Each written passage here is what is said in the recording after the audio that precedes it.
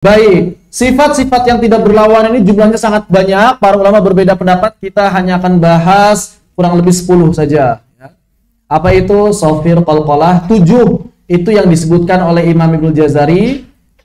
Kemudian ada tambahannya 3. Hunna, khofa, dan ta'afuf. Kalau mau ditambahin satu lagi boleh. Buha.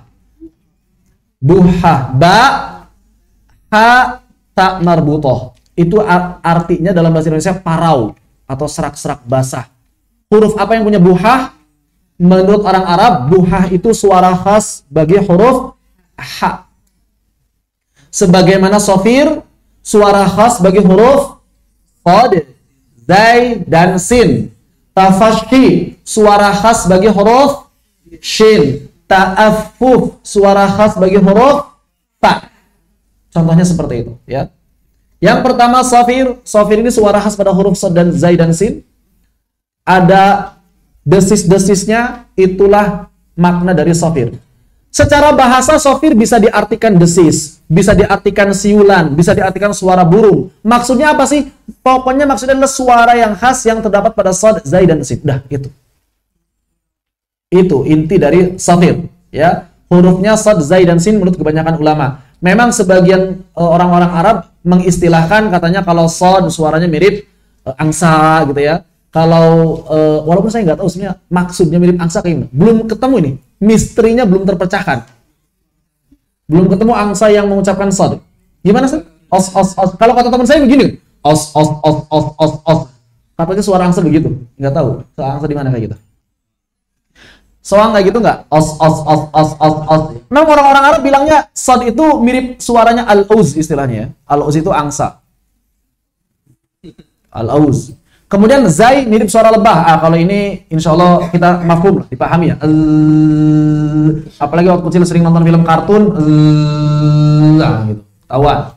Kemudian sin mirip ular. Ini juga sudah dipahami. Atau belalang. Kalau belalang yang suka main ke sawah waktu kecil. Itu suara belalang atau suara ular. Begitu. Ini yang belum terpecahkan ini, suara sod nih. Intinya kayak gimana suara sod? Intinya begini. Po, si, su, bas. Silakan.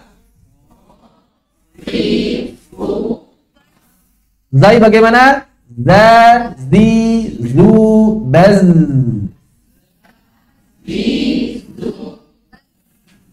Hati-hati bergetar, karena kalau nggak bergetar jadi sin. Kita suaranya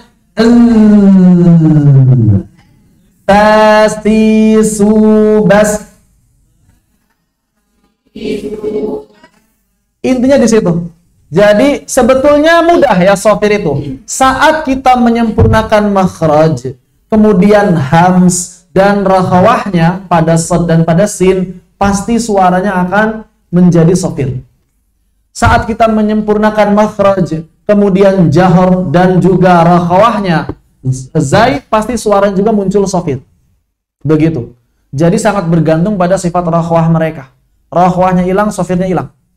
Ya walaupun kadang ada, rakhawahnya ada, namun sofirnya belum tampak. Biasanya karena kurang kuat.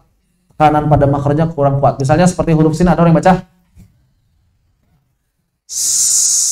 tekan di makhrajnya. Begitu. Zai, kemudian sod, as, seperti itu. Mudah, insya Allah. Ya. Kemudian yang kedua adalah qalqalah. Tadi sudah dibahas banyak sekali qalqalah. Intinya adalah pantulan yang terjadi pada huruf mujad. Namun sebagian ulama mengatakan qalqalah itu sebetulnya nggak cuma terjadi saat pantulan saja. Kok bisa? Pokoknya qalqalah itu sebetulnya ada walaupun huruf tersebut berharokat. Cuma memang nggak terlalu tampak. Benturannya, kekuatannya akan tampak ketika sukun. Terus suara qalqalah ketika berharokat bagaimana? Ya ketika kita mengucapkan huruf berharokat, misalnya ko. Nah, menurut sebagian ulama itu sudah ada qalqalahnya.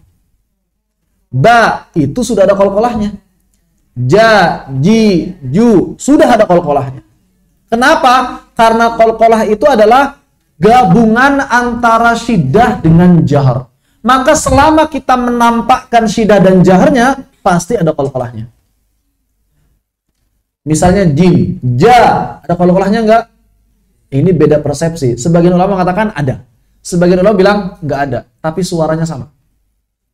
Makanya ada yang memasukkan qalqalah sebagai sifat lazimah, ada yang memasukkan qalqalah sebagai sifat aridhah. Tinggal persepsinya bagaimana. Pilih yang mana? Ini bebas, karena walaupun teorinya berbeda, prakteknya sama.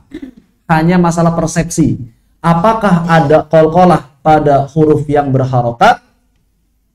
Ini sempat ada artikelnya panjang sekali dalam bahasa Arab. Kalau nyari bahasa Arab silahkan cari. Judulnya Al-Bahth Anil Qalqalah. Al-Bahth Anil Qalqalah. Pembahasan qalqalah. Itu sampai dibahas pendapat menurut ini, pendapat menurut itu, apakah qalqalah itu sampai ada pasal khusus, subjudul khusus, apakah qalqalah itu ada pada keadaan berharokat, di situ dibahas. Cuma penulis lebih menguatkan ada, menganalogikan dengan gunnah. Gunnah itu ada ketika berharokat tapi sedikit. Qalqalah juga ada ketika berharokat tapi enggak terlalu tampak. Makanya ada ulama yang bagi qalqalah menjadi 4. Apa saja?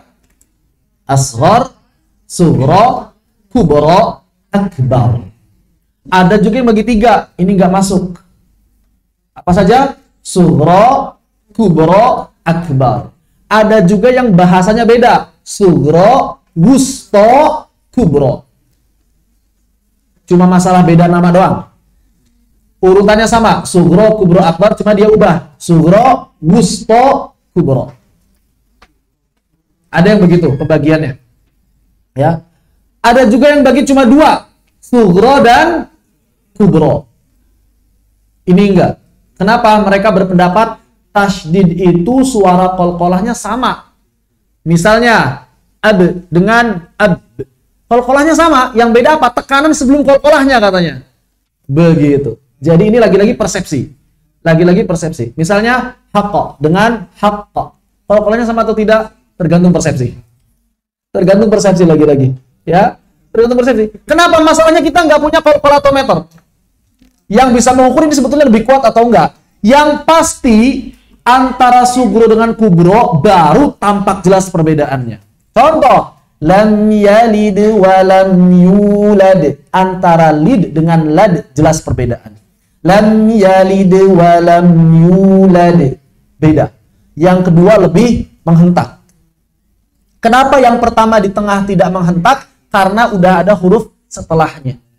Dan ingat, yang disebut sugro bukan di tengah ayat, tapi saat wasol. Mau di tengah, mau di akhir ayat. Acuannya bukan ayat, acuannya wasol atau waqaf. Misal, kita baca, lam yalid. Sugro atau kubro? Kubro. Lam yalid wa lam yulad. Yang yalid tadi sugro karena wasol. Jadi acuannya bukan tengah ayat atau akhir ayat. Akhir ayat sekalipun kalau kita wasol jadi sugro. Lam yalid wa lam yulad wa lam. Jadi sugro dia. Jadi sugro, ya. Seperti itu. Jadi acuannya bukan tengah ayat, akhir ayat. Ini kurang tepat. Waqaf atau wasol. Makanya Al-Imam Ibnu Jazari mengatakan wa bayyinan muqalqalan insakana, dan perjelaslah qalqalah ketika sukun, wa iyakun fil waqfi, dan saat waqaf kana abyana, lebih jelas lagi. Saat sukun harus jelas, saat waqaf harus lebih jelas lagi. Pertanyaan nih, dari perkataan ini berarti pendapat Ibnu Jazari yang harokat itu ada atau enggak? Beda persepsi lagi kan? Ada nggak? Ada nggak? Mafhumnya, pemahamannya yang bisa kita ambil dari perkataan Ibnu Jazari ini, Ibnu Jazari kira-kira nih, menurut antum ya, berpendapat qalqalah itu ada pada harokat atau tidak? Ada ya? Kenapa ada? Penegasan. Nah, karena di sini penegasan, betul. Bukan begini, munculkanlah qalqalah saat sukun. Bukan, tapi jelaskanlah qalqalah saat sukun. Mafhumnya dapat kita ambil bahwa berarti ketika tidak sukun ada, cuma nggak jelas. Begitu ya. Kemudian ketika waqaf lebih jelas lagi. Ketika tasydid bagaimana? Nggak disebutkan memang. Cuma menurut sebagian ulama, ya karena ada tekanan sebelum itu. Kan ketika tasydid menekan dulu tuh. Misalnya, dzalikal yaumul haqqa. Ya, maka ada kekuatan yang lebih besar sedikit dibandingkan ketika tanpa tekanan. Haqqa, haqqa, haqqa, haqqa.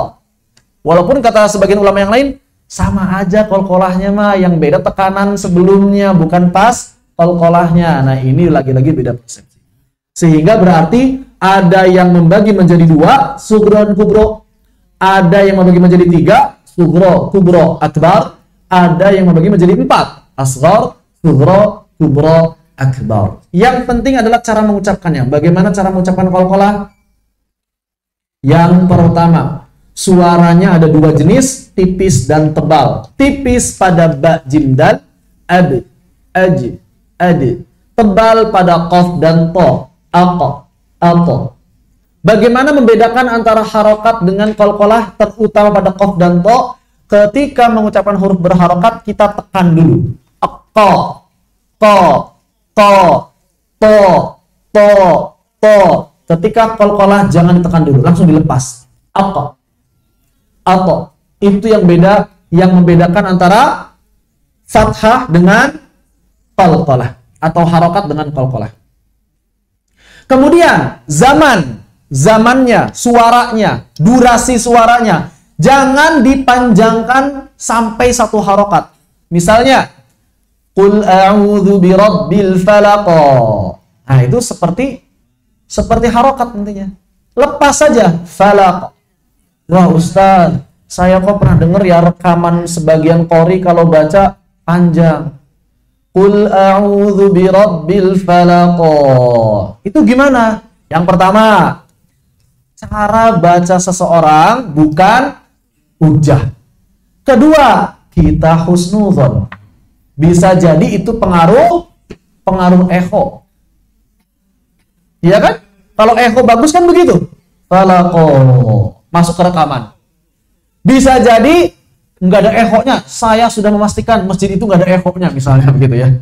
Bisa jadi nggak sengaja. Jadi intinya husnudzon. Tapi jangan dijadikan pembenaran. Apalagi ditiru-tiru. Ada sebagian orang yang, kenapa antum baca begitu?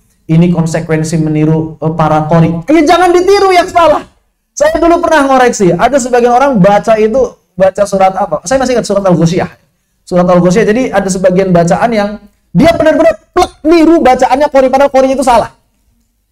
Terus ketika saya koreksi, antum ini bacanya harusnya panjang tapi antum bacanya pendek. Ini konsekuensi niru gayanya qori. Ya jangan begitu bilangnya. Kalau keliru jangan diikuti. Begitu ya, jangan kemudian karena saya pengen niru Syekh A, maka keliruannya pun ditiru juga. Jangan. Yang keliru-kelirunya jangan diikuti. Misalnya seperti mad asli, ada sebagian syekh yang baca mad aslinya itu lebih dari 2 harokat. Ar-Rahmanir-Rahim. Ya jangan diikuti. Tapi kalau madnya nggak segitu, ntar iramanya nggak pas. Antum mau ngikutin irama atau tajwid? Lebih penting mana? Tajwid itu antara wajib dengan sunnah. Irama antara sunnah, mubah, makruh, bahkan ada yang bilang haram. Begitu kan? Jadi jelas lebih utama tajwid. Ya, walaupun saya lebih memilih irama itu ya mubah saja. Mubah saja. Kebanyakan ulama berpendapat mubah. Jadi jangan sampai kemudian ya menjadikan bacaan seseorang itu sebagai hujjah, pembenaran.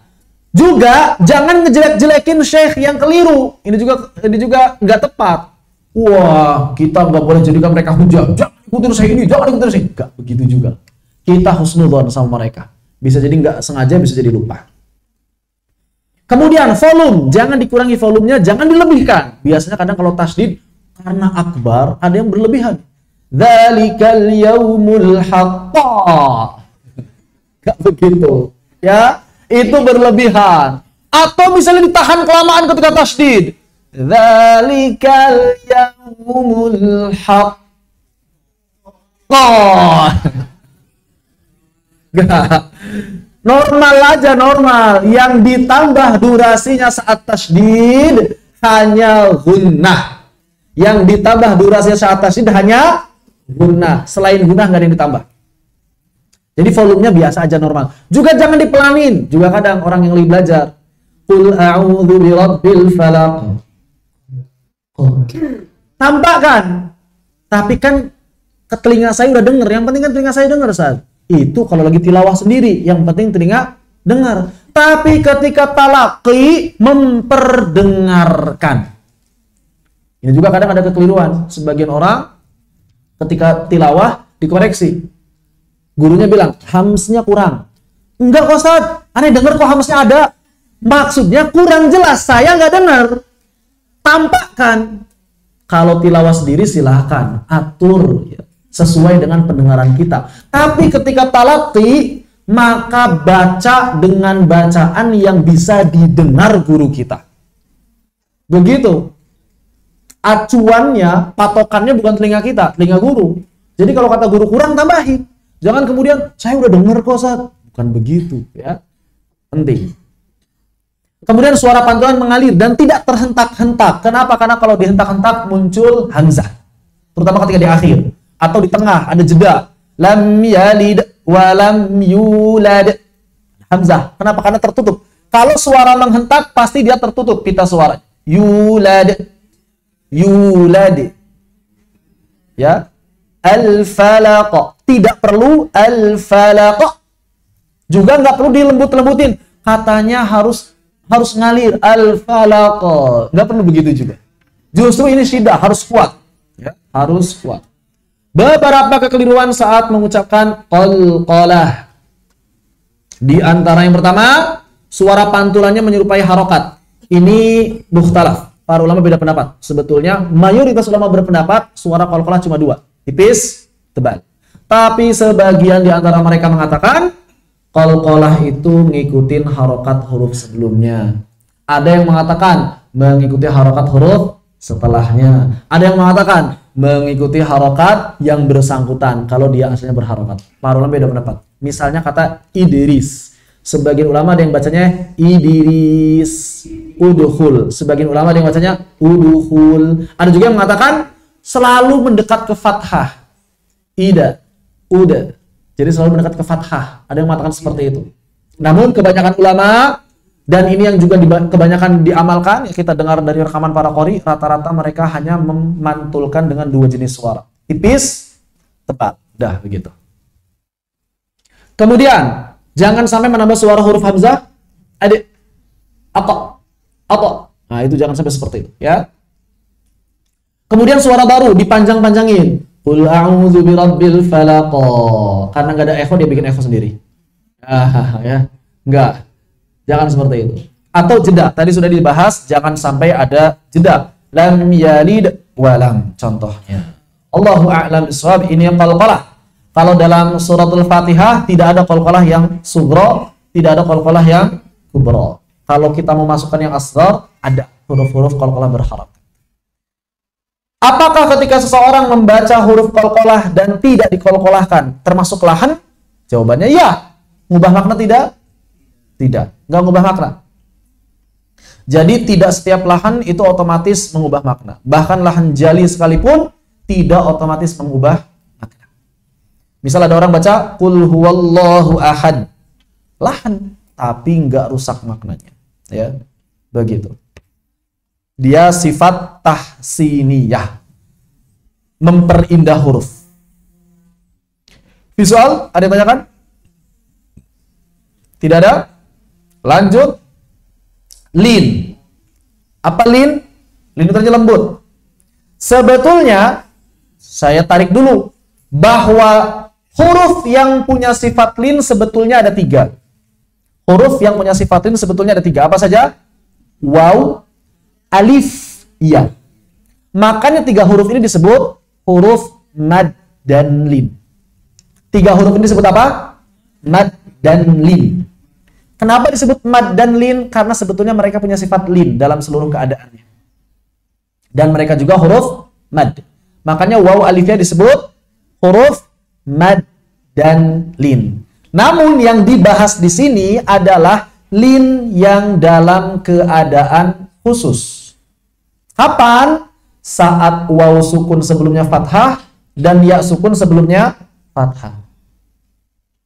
Pertanyaan, bagaimana kalau waw sukun sebelumnya kasrah, ya sukun sebelumnya dhammah? Masuk nggak? Ui, iu.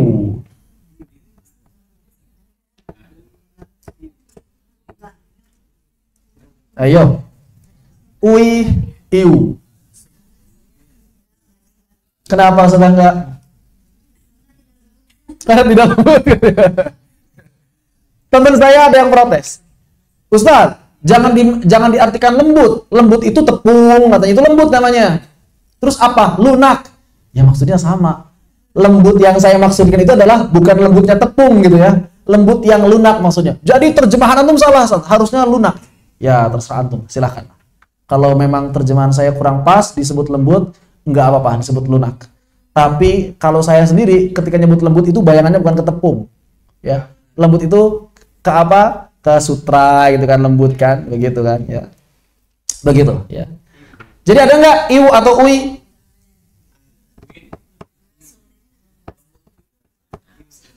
Jawabannya adalah tidak termasuk.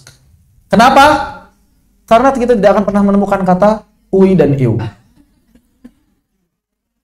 Kalaupun ada, maka orang-orang Arab nggak mau melafalkannya. Nggak bisa dan nggak terbiasa. Sehingga mereka lebih baik mengubahnya menjadi mad. Contoh kata wazn. Alatnya apa? Alat dari kata wazn apa? Isim alahnya. Dari kata wazn, isim alahnya apa? Miuzan. Miuzan kan? Maf'alun, mif'alun. Miuzan. Berarti mim, waw, zai, mizan. Gini ya. Tapi ada nggak bahasa Arab miuzan? Kenapa? Wawnya langsung diubah menjadi mad. Madnya apa? Yang ngikutin harokatnya. Mizan. Mui ada mui?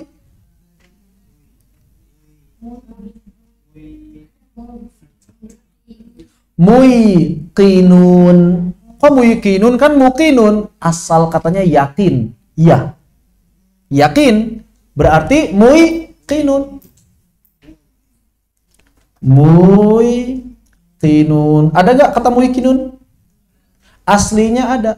Cuma orang Arab tidak bisa dan tidak terbiasa. Maka daripada baca mui lebih baik diganti dengan, kenapa dengan waw? Karena sebelumnya dhammah. Jadi ini sudah ada perjanjian ya, perjanjian waw dengan ya nih. Ya, kalau sebelumnya waw, ane ke sono. Kalau ane ketemu kasroh, ente yang di sini. Ini perjanjiannya, perjanjian waw dan ya. Ini udah otomatis. Jangan tanya kenapa. Semua perubahan-perubahan seperti ini alasannya sederhana. Apa? Litakhfifi wat tashil, meringankan dan mempermudah pelafalan. Jadi kalau ada yang tanya kenapa nun ketemu fa ikhfa, litakhfifi wat tashil. Kenapa nun ketemu ya idgham, litakhfifi wat tashil. Kenapa ini kenapa itu? Semuanya litakhfifi wat tashil. Untuk meringankan dan mempermudah pelafalan. Begitu. Jadi tidak akan ditemukan miu dan mui, iu dan ui itu nggak ada dalam bahasa. Catatan saat mengucapkan lin, waw, ya sukun sebelumnya fathah jangan berubah jadi o, jangan berubah jadi e. Ada orang yang baca yaum menjadi yau, kaif menjadi kaif. Ala, karena ini ke bawah dialek. Orang Arab min aina jadi main, fi aina jadi fein, wa aina jadi wain. Kebiasaan. Zaman sekarang gitu. Wenent, kaifa halak. Atau kaif, itu bukan kaif jadi kaif. Kaifa halak. Begitu. Begitu. Sehingga kadang-kadang terbawa dalam baca Al-Qur'an. Kemudian juga jangan dibaca menjadi hamzah, terutama ketika mad. ketika madlin.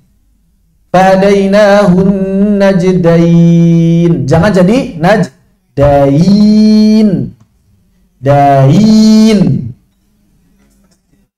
Jadi tashil. Dain. Tapi D, kalau dalam bahasa Indonesia suaranya D,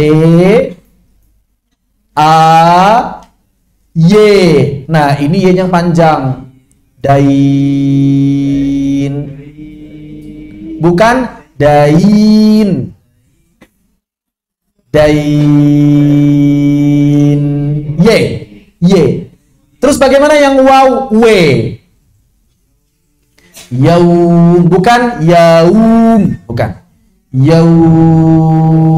Seperti itu. Ini beberapa kekeliruan yang terjadi saat mengucapkan huruf lin. Maliki yaumiddin. Silakan. Dalnya hati din. Maliki yaumiddin.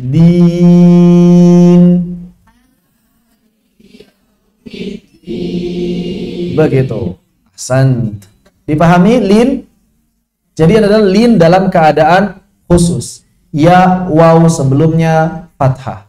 Ketika waqaf dan bertemu sukun, maka menjadi mad lin. Contoh, khauf, bait, Quraisy. Bagaimana kalau huruf mad bertemu ya sukun atau waw sukun? Waqaf, misalnya hudai. Mad apa ini? Mad apa itu? Hudai. Mad lin atau arid li sukun? Lin atau arid li sukun? Arid li sukun. Jangan sebut madlin. Madlin itu lin bertemu sukun. Lin bertemu sukun. Itu madlin. Baik. Alhamdulillah. Ada yang tanyakan? Alhamdulillah. Yahdikumullah yusibban. Berikutnya linhiraf. Apa inhiraf? Ini juga bukan sifat tahsiniyah, boleh ditinggalkan. Inhiraf bukan sifat tahsiniyah. Dia berkaitan dengan, sebagian ulama berpendapat berkaitan dengan makhraj. Bahwa lam, nun, ro boleh bergeser sedikit selama masih di ujung lidah. Makanya tidak heran bila kemudian sebagian ulama berpendapat, ya sudah, daripada digeser sana geser sini, udah aja dari awal di ujung lidah, lebih gampang. Sebagian ulama yang lain berpendapat bukan berkaitan dengan makhraj, tapi berkaitan dengan aliran suara. Seperti pada gambar di sini yang tadi dibahas, lam itu kan terkunci makhrajnya, terkunci, tapi aliran suaranya mesti dialirkan. Maka ngalirnya lewat mana lam? Lewat samping kiri dan samping kanannya. Ini inhiraf. Asalnya aliran suara itu lurus, belok kiri dan belok kanan. Ini inhiraf versi yang kedua. Ro bagaimana? Kan ketika mengucapkan ro ada celah tuh. Ada celah di tengah. Maka suara yang asalnya lurus mengerucut ke tengah. Itu inhirafnya ro. Jadi ada dua pendapat. Pendapat pertama, inhiraf itu bergesernya makhraj. Pendapat kedua, inhiraf itu bergesernya suara. Ini pendapat yang banyak dipegang oleh ahli fonetik, ahli bahasa. Jadi menurut ahli bahasa, inhiraf itu adalah suara. Karena memang ahli fonetik mikirin suara. Kalau makhraj udah nggak ada faedahnya kata mereka. Ngapain bergeser-geser makhraj? Bahkan ahli fonetik zaman sekarang, lam, nun, ro memilih untuk satu makhraj, ujung lidah. Begitu.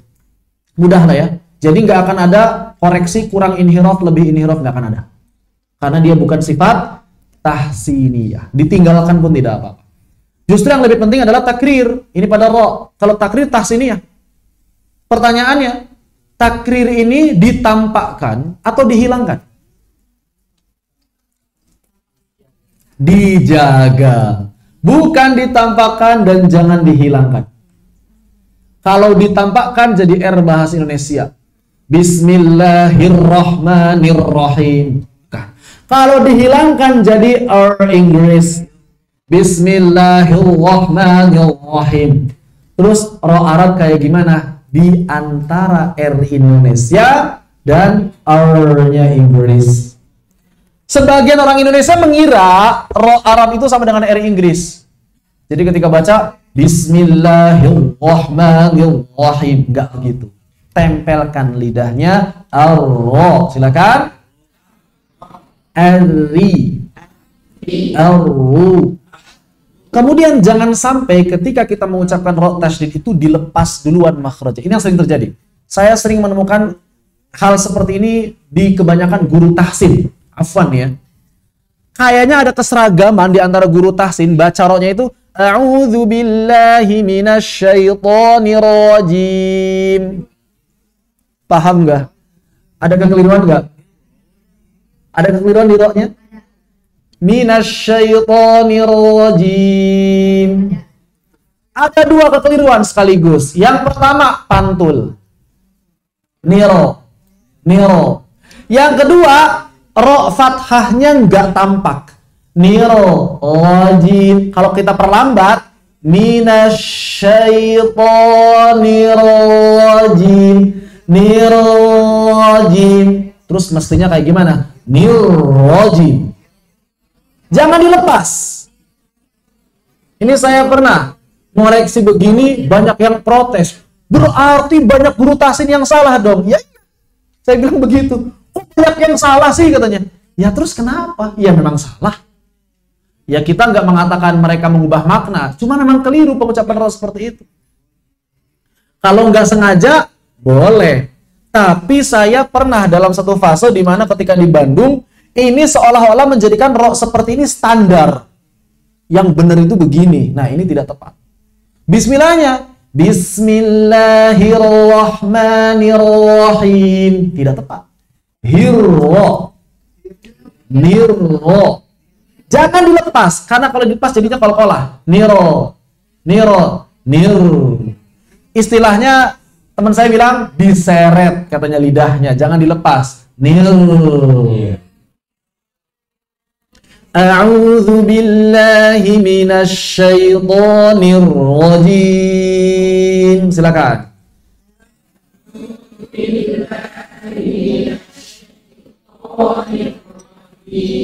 Jangan ada lagi yang mantul dulu. Bismillahirrahmanirrahim. Bismillahirrahmanirrahim.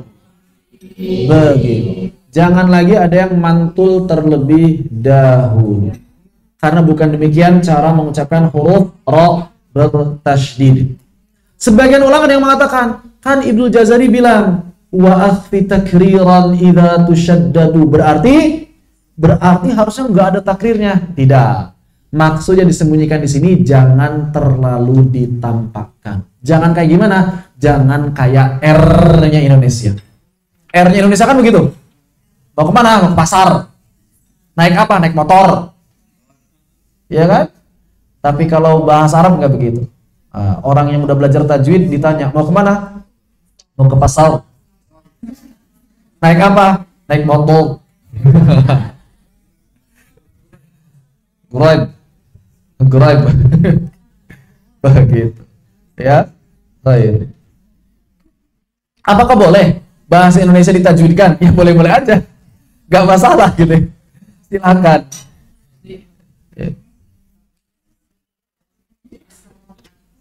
Baik.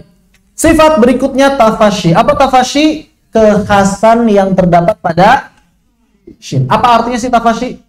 Artinya menyebar. Menyebar. Udaranya menyebar. Di mana menyebarnya? Di dalam mulut. Di dalam mulut kita. Maka jangan sampai kita mengucapkan shin tanpa udara menjadi sin misalnya. Caranya kayak gimana sih? Kalau kata orang tua zaman dulu seperti ngusir ayam. Hush, hush, hush, hush. Begitu. Ya. Shashishu bash. Minasyaitonir rajim.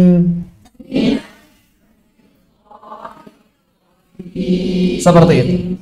Ketika tasydid, jangan buru-buru. Saya sering dengar orang baca isti'adzahnya minasyai. Minasyai. Tidak tepat. Minasyai. A'udzu billahi minasyaitonir rajim. Silakan.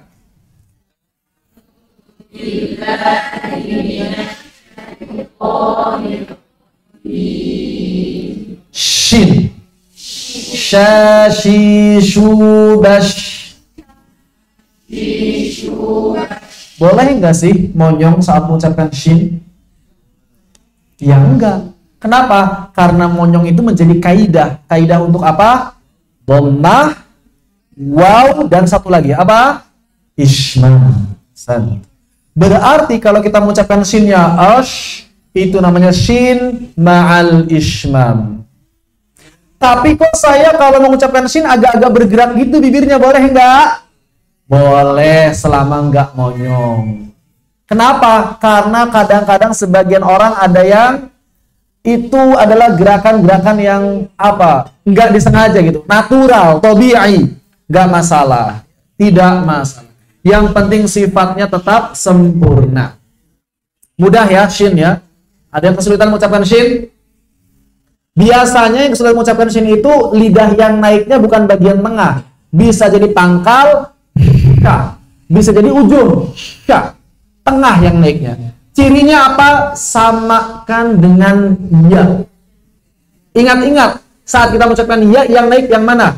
Bayi, bash, tinggal disamakan. Bayi, bash. Ayo, mudah insyaallah ta'ala. Sifat terakhir yang disebutkan Ibnu Jazari dalam Muqaddimah Jazariyah, al-istiqalah. Apa itu istiqalah? Artinya panjang, menjadikan panjang. Maksudnya apa sih menjadikan panjang? Maksudnya apa menjadikan panjang? Maksudnya adalah menyentuhkan sisi lidah ke dinding gigi-gigi kita. Caranya bagaimana? Dengan menggerakkan lidah ke depan. Seperti apa? Seperti tampak pada gambar. Contoh, perhatikan baik-baik.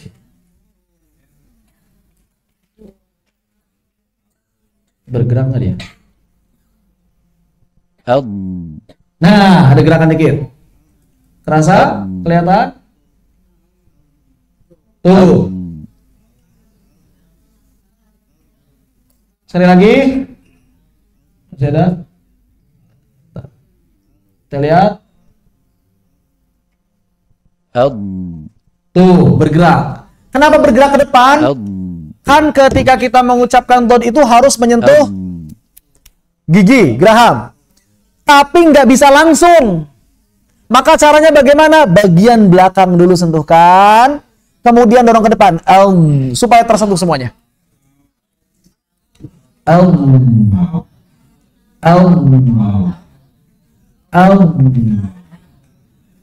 Gerakannya disebut istiqalah, menjadikan makhrajnya panjang. Ketika kita mengistiqalahkan lidah, ada suara yang mengalir kan? Itu rifwahnya. Itu rifwah.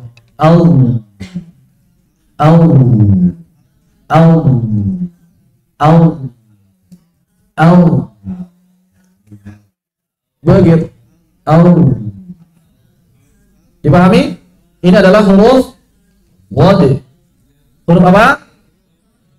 Dod. Huruf apa? Dod. Huruf wad. Wad. Huruf bod, kemudian sod, ucapkan dengan tepat. Jangan huruf so, huruf do, huruf wo. Apalagi guru tajwid. Sekelas guru tajwid, kalau misalnya masih ngomong huruf so, huruf do, berarti belum layak ngajar ini. Malu nih, masa guru tajwid gak bisa nyebut nama huruf hijaiyah? Kan lucu. Ya. Masa ada guru matematik gak paham rumus luas lingkaran, lumus luas, persegi, kan lucu. Lucu gitu. Seperti itu. Jadi, ya, ini juga yang sering saya kritisi. Sekarang itu di Instagram banyak banget orang yang ngebahas tajwid. Ya, bagus, walhamdulillah. Cuma perhatikan, enggak setiap semangat itu menjadi kebaikan kalau enggak pakai ilmu. Ya. Kalau misalnya nyebut nama huruf aja masih salah, berarti bukan waktunya ngajar, waktunya belajar. Saya beberapa kali inbox itu, Ustaz Afwan, huruf dzal bukan huruf dza. Jadi dia bikin tutorial, ada ya, perbedaan huruf tha dengan huruf dza. Berani ngupload ke Instagram. Jangan dulu ngupload ya, pastikan dulu tepat. Ya, begitu, pastikan dulu tepat. Khair, ini adalah istitalah, mudah insyaallah. Ya, istitalah tinggal menempatkan gerakan lidahnya agar tersentuh seluruh gigi. Dari mana? Dari belakang menuju apa? Menuju dawahik. Sampai ke dawahik. Ya, begitu. Karena sulit. Kalau langsung nempel semua berat. Lebih sempurna ketika didorong.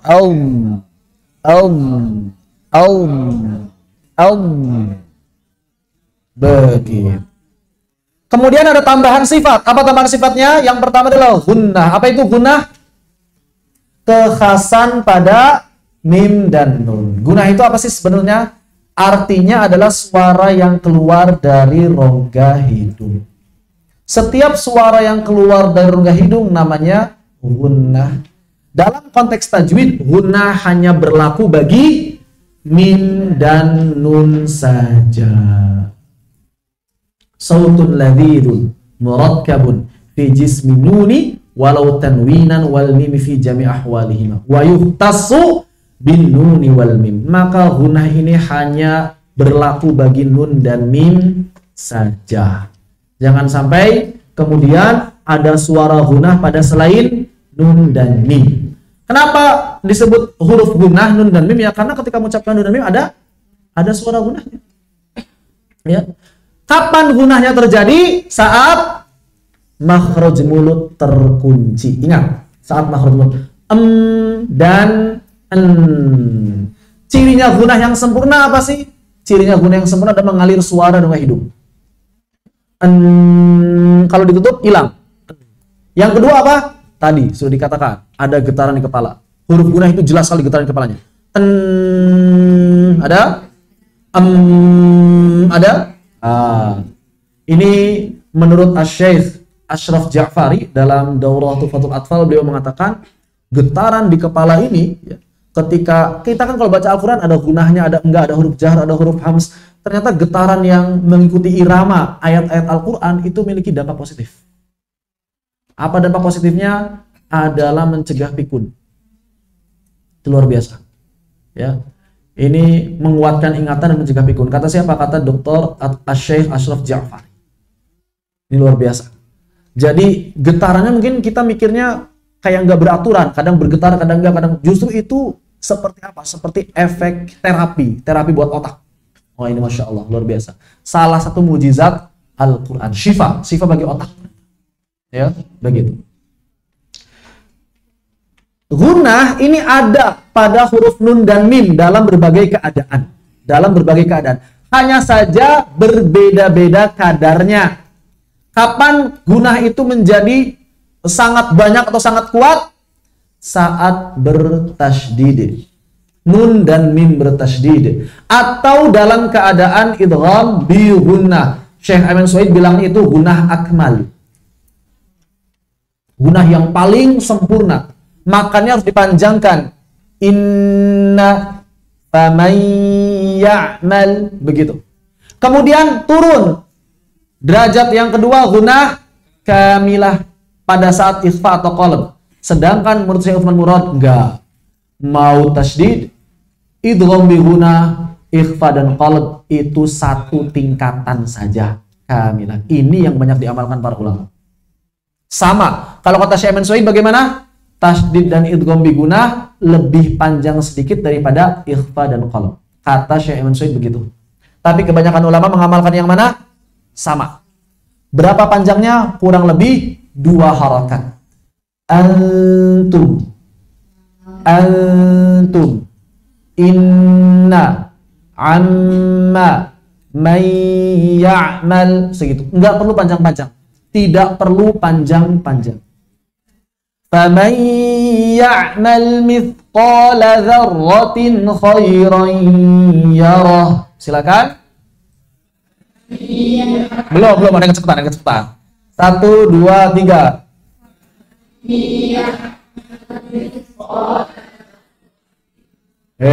Dzarrati ketemu kho. Diulang. 1, 2, 3.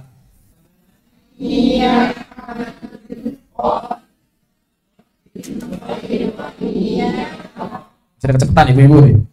Nggak tahu siapa pelakunya. Bisa kecepatan. Ya. Jangan buru-buru ibu-ibu, mau kemana sih? Adapun izhar disebut naqisah. Ini 2 madhab sepakat.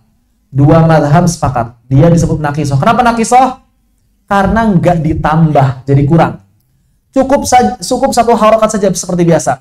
Alam tara kaif. Nggak dibaca alam tara, nggak. Ya, atau misalnya an'amta alaihim, silakan. Enggak ditambah. Begitupun yang di akhir Ar-Rahmanir Rahim, tidak ditambah. Silakan.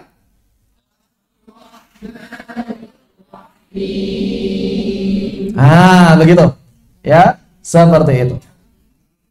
Jangan buru-buru, jangan buru-buru. Harus sabar. Harus sabar.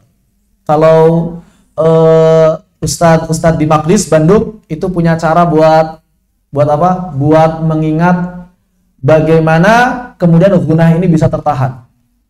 Pakai lagu. Apa lagunya? Ummi inna kubawatkan ayam ditambah sama sambal samangkoko samangka. Hafal? Itu ciptaannya Ustadz di Maqdis Bandung, metode Maqdis. Ya. Saya ulangi ya. Ummi inna kubawatkan ayam ditambah sama sambal samangkoko samangka. Bisa? Bareng-bareng. 1, 2, 3. Ummi inna kubawatkan ayam ditambah sama sambal samangkoko samangka. Samangkoko itu ada kol-kolahnya, jangan lupa. Kof samangkoko samangka. Begitu ya. Itu buat latihan. Jadi ingat segitu. Kadarnya segitu, ya, kadarnya segitu. Baik. Jadi yang diamalkan tasydid, idgham bi gunah dan iqlab ini 1 level. Namanya gunah kamilah. Izhar naqisah. Terus bagaimana berharokat? Ada atau tidak? Ada, angkos. Jadi yang diamalkan ini digabung. Peringkat pertama, peringkat kedua di sini sama. Peringkat ketiganya di sini, angkos. Ini yang kemudian kesimpulan para ulama zaman sekarang. Jadi gunah ada 3 level. Level kamilah, level naqisah, level angkos. Kapan kamilah? Ada 3. Tasydid, idgham bi gunah, serta ikhfa atau qalb. Kemudian yang naqisah ada 1 ketika izhar. Kemudian angkos juga ada 1 ketika berharokat. Walaupun para ulama sebenarnya beda pendapat. Saya ketika mengkaji bab gunah ini sampai ada 6 pendapat totalnya. Ada yang membagi menjadi beberapa pendapat yang berbeda. Kalau nggak salah juga dicantumkan di situ, ya. Tapi nggak terlalu penting lah. Intinya begitu. Dan ketika kita membaca gunah kamilah maka mesti ditahan berapa? 2 harokat. Ingat-ingat aja lagu Ummi Inna.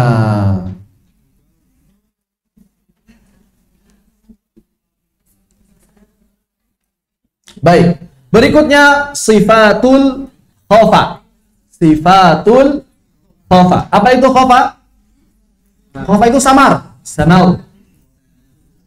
Maksudnya apa sih? Maksudnya adalah ada sebagian huruf hijaiyah yang mereka ini punya kesamaran. Sehingga kalau kita mengucapkannya tidak berhati-hati, maka suaranya akan hilang. Jadi mereka ini lemah. Sehingga suaranya nggak tampak. Apa saja hurufnya? Ada 4 terkumpul pada lafal hawi. Sebagaimana perkataan para ulama, wa urrifal khafa'u bin idami zuhuri sautil harfi fil kalami. Ya, bahwa khofa itu artinya adalah hilangnya kejelasan suara sebagian huruf ketika diucapkan, maka caranya mesti dikuatkan. Bagaimana cara menguatkannya? Maka huruf waw, alif, dan ya mesti dikuatkan dengan cara mad. Ini yang menjadi alasan kenapa orang-orang Arab kadang menambah kadar panjang mad. Untuk apa? Memperjelas keberadaan madnya. Kenapa? Karena kalau tidak dipanjangkan, kok seakan-akan gak ada madnya. Contoh, idza jaa nasrullahi wal fath. Seakan-akan gak ada madnya itu si jim. Kenapa? Karena ketemu hamzah.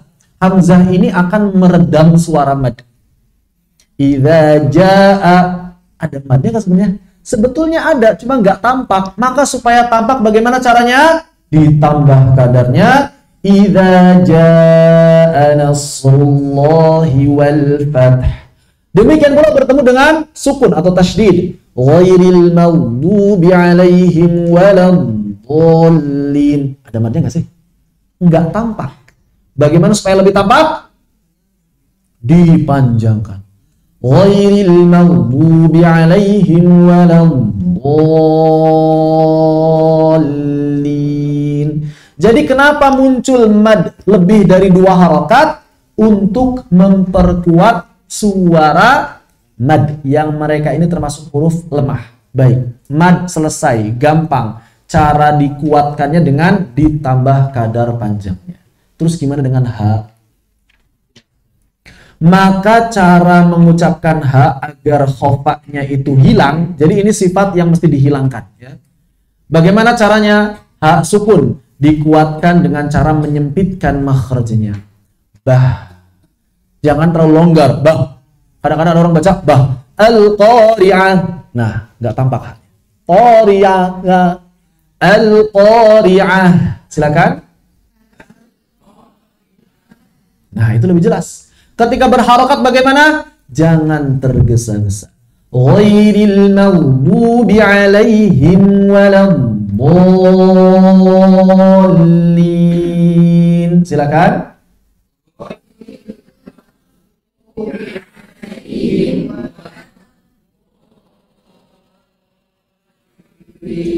Kadang-kadang ada orang yang baca alaihim. Alaihim, apalagi kalau jibahuhum. Kadang-kadang dibaca jibahuhum, wuhum, wujuhihim. Kadang-kadang dibaca wujuhihim. Itu maksud dari khofa, enggak jelasnya suara. Memang itu karakternya huruf ha, alif, wawiyah. Mereka punya karakter itu, tersembunyi suaranya. Oleh karena itu mesti diperjelas. Begitu. Lalu ada hak dhamir yang menjadi mad saat wasal di keadaan di beberapa riwayah. Walaupun enggak semuanya ini. Nanti bisa berbeda-beda. Intinya ada yang dibaca mad silah. Innahu ala raj'ihi laqadir. Bahkan dalam sebagian riwayat mesti dipanjangkan lebih dari 2 harokat. Ketemu hamzah, enggak ketemu hamzah, lebih dari 2 harokat. Ada yang baca demikian. Begitu. Dipahami khofa? Jadi khofa ini sifat atau karakter alami yang terdapat pada ha, alif, waw, ya, di mana mereka punya kelemahan. Kita bantu supaya kuat. Bagaimana cara menguatkan mad? Memanjangkan lebih dari 2 harokat. Bagaimana menguatkan ha? Beda. Ada 3 cara di sini. Yang sukun disempitkan makhrajnya, sempurnakan rakhwah dan hamznya.